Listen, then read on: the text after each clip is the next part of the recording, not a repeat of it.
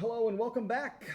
Let's talk today about linear equation systems problem solving. So get yourself something to write with and take some good notes because your thinking needs a record, both for you and to give shape to the thought. So let me share my desktop with you. We'll get started. This is a very simple kind of a linear systems problem solving question. So let's see here. Harvey's got some $1 bills and some $5 bills, and Ollie's got 6 bills worth $22. And so let X be the number of $1 bills and let Y be the number of $5 bills. Write a system of equations to represent the information and use substitution to determine how many bills of each denomination Harvey has. All right, so when you have two variables, X's and Y's, you need two different equations. And these equations now mean things. So when you're solving a problem like this, you need to set up two different relationships. This one's rather simple, but the first relationship that we've got here is that he has 6 bills altogether. If X is the number of $1 bills, so X is then going to be equal to the number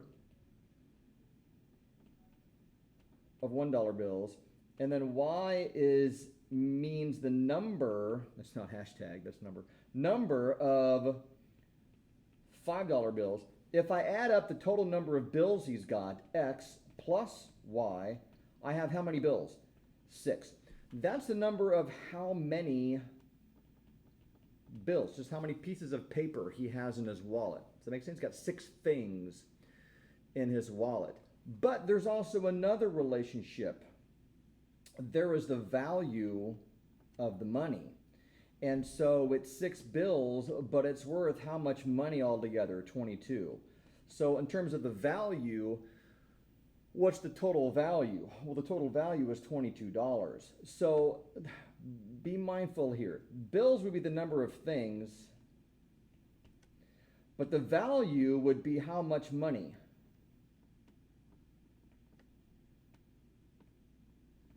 Now, when you do value, the bills have got different values.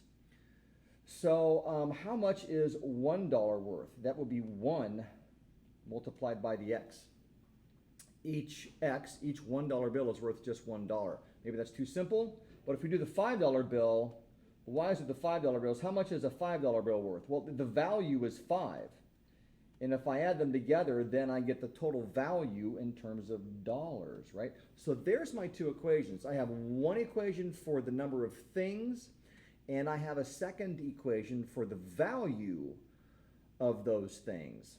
So let's see here. This would be equation number 1, equation number 2. I'll solve it by substitution. So let's see here. There's another one over to the right. We'll get to in a second. I'm going to take equation number 1, and I'll just solve it for X. So X then is equal to 6 minus Y. And now I will take that expression for X and I will replace it in the second equation. So I will come down here now and I will say 1X. But what is X? X is equal now to 6 minus Y. And then plus this one right here, plus the 5Y, is equal to 22. So again, be mindful here. Here's equation number 1 of things. Here's equation number 2 of value. I solve equation number 1 for one of the variables, and then I substitute that into the second equation, and then solve. Now all I have left are y's. So if I solve this, 6 minus y plus 5y, that's going to be 6 plus 4y is equal to 22. I'll subtract 6 minus 6. 4y, that cancels, is equal to 22 minus 6. What is that? 16. So if I divide by 4, I get y is equal to 4. And now I need to find x. And go back up here. I'll use this one right here. So on the side now, x is equal to 6 minus the y value, which is 4. So x then is equal to 2.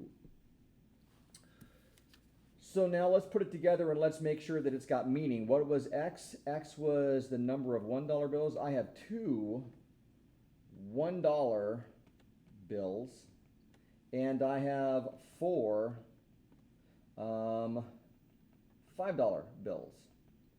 And if I add that together, 4 $5 bills is 20, plus 2 ones, is that $22? Yes. And isn't 2 plus 4, 6 bills altogether? Yeah, there we go. Nice.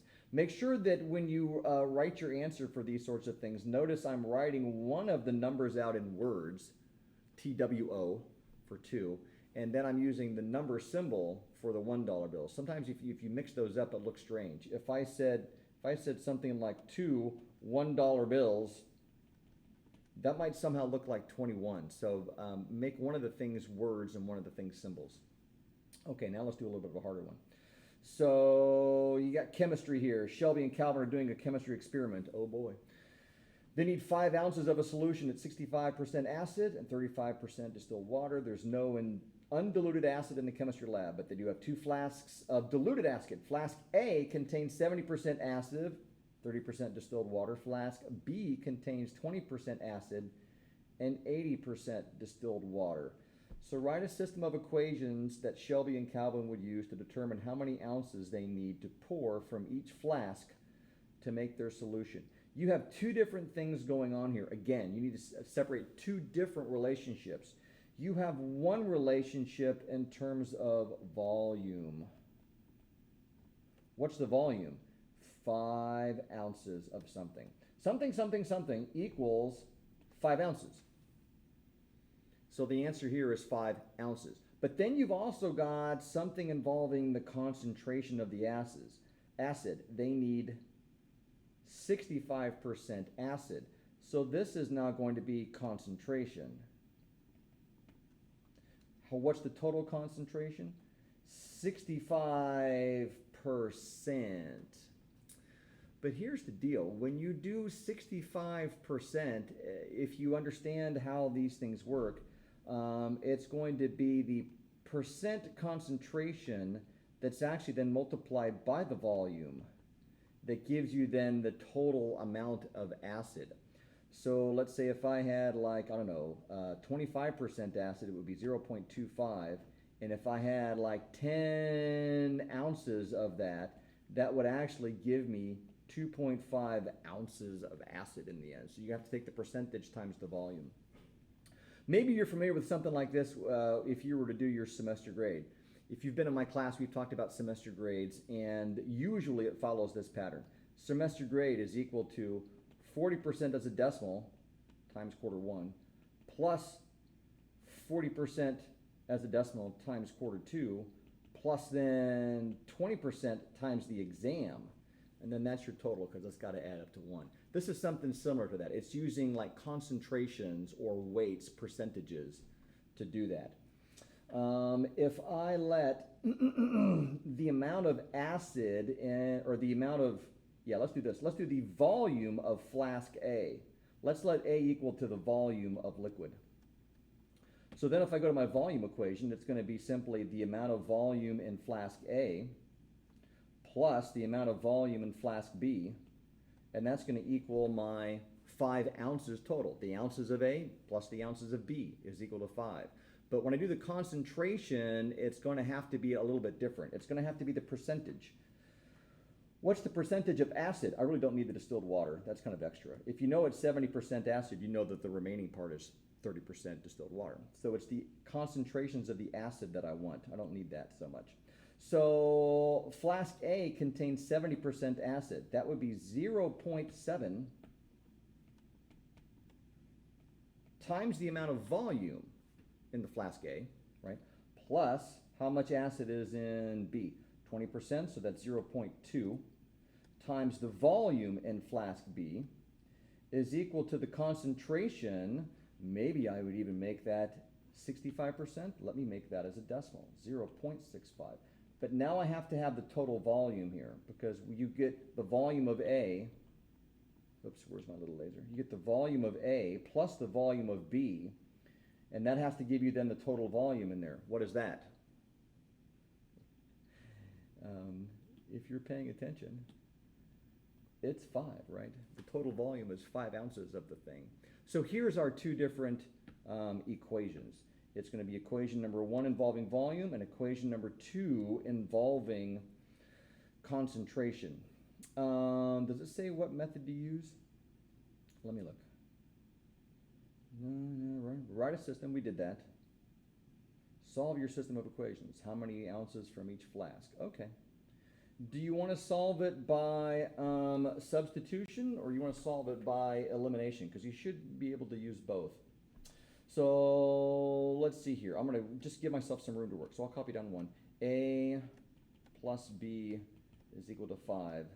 And then concentration, or number 2.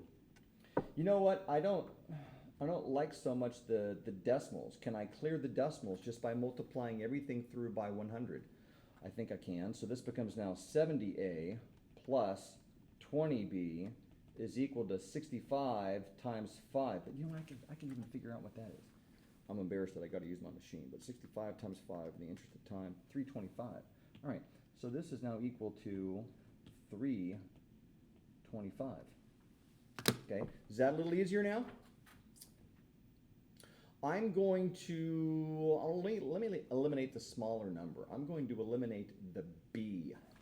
So what I'm going to do now, using the elimination technique, is I'm going to multiply equation number 1 by negative 20. And that will give me a coefficient on B that is the opposite of the other coefficient on B. So this is equation number 1 now becomes negative 20A minus 20B is equal to negative 100. Equation number 2 is still the same. 70A plus 20B is equal to 325. And now I do this marvelous thing where I add them up. And so negative 20 plus 70, 50A. And of course this cancels, right? That's 0. In fact, I'm not even going to bother to write it. Okay, is equal to now, what's 325 minus 100? 225. May all of your math problems be so easy. And now all I have to do is solve that for A. So divided by 50, I get A equal to, I could maybe do that in my mind. In the interest of time, I'm going to reach for my machine. 225 divided by 50, 4.5. 4.5 what? It was ounces. Okay. Now, once I have the A value, all I have to do is go back into maybe equation number 1 because it's so simple to find the B value. So back to equation number 1, A, which is now 4.5, plus B, can you still see it up there at the top? I've left it visible right up here. I'm doing this right here. Not the negative 20, just the part in red. Do the simple one. Is equal to 5. And if you do the math very simply there, you get B is equal to 0.5 ounces. Nice. That's how many from each flask. Okay. Now, when you do these kind of problem solving things again, you're going to have to come up with 2 different equations. On the one on the right, it was volume for one relationship and concentration for the other one. For the problem over here on the left involving money, one of the equations was the number of things or the number of bills in the wallet, and the other one was the value of those bills. So when you read the question, you need to look for the 2 things, or maybe 3 if there's more, like one of these days. Look for the 2 different quantities or the 2 different things that are being talked about. Equation number 1 again.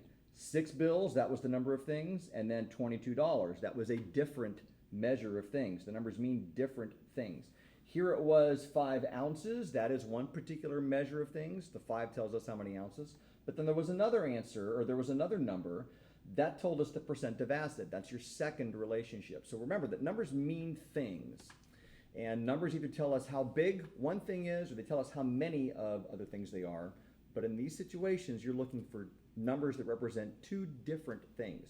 Set up those equations that relates those things together. So that's all the lesson for today, probably a short one. May your day be merry and bright, and may all your mathematics be right.